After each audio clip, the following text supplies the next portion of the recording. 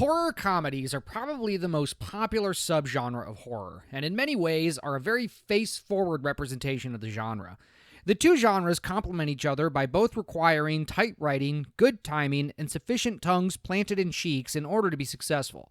It's a small wonder why a lot of comedy writers are also good horror writers. Some of the best horror and comedy movies are horror comedies. It's a subgenre that is great for introducing new fans to the genre and for giving grizzled vets something to surprise them or subvert expectations in new and interesting ways.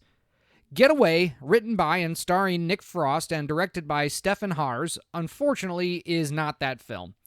It's a film that very much sets out to be a horror comedy, but is tonally inconsistent throughout the film, making the jokes miss their mark or completely coming out of nowhere in the middle of a very tense and horrific scene. Steffen Haars has no idea what this movie was supposed to be, and it made me wonder if Nick Frost, being the writer, should have also just directed.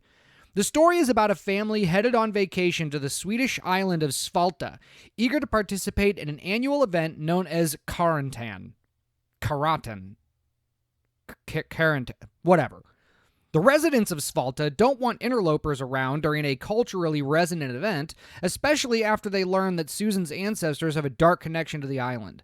The Smiths promise to stay out of the way, promising only to be observers from their Airbnb rental. Echoes of folk horror like The Wicker Man and Midsommar are very intentional, guiding us to know that not everything is what it seems.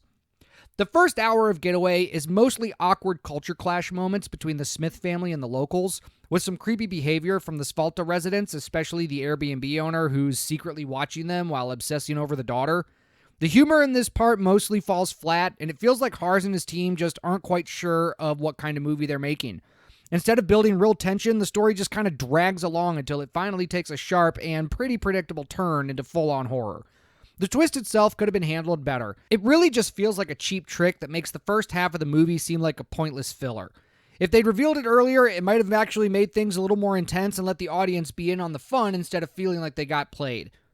The writing is pretty bad, which I guess isn't too surprising given Nick Frost doesn't have a lot of writing credits to his name and you've probably never heard of them anyway. He's a good actor with good comedic timing, but everything just seems out of place.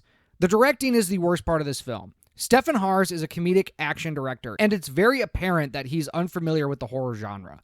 He does love his blood and guts, and there's plenty of it once this movie gets going, but by the time we get there, we're already kind of bored with the story and want the movie to just get on with it already.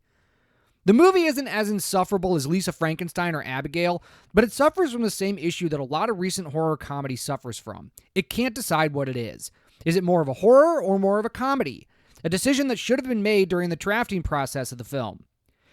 Despite my criticism, it's not a terrible movie, and I can actually see a lot of people enjoying it. The practical effects are great, and Nick Frost and the rest of the family are fun to watch in their respective roles, but there are plenty of better movies similar to this one that would have been more worth your time. Thanks for sticking around. If you like this video, please leave me a like and a comment, and consider sharing with your friends. If you didn't like this video, I appreciate you sticking around this long anyway, and I'll see you in the next one.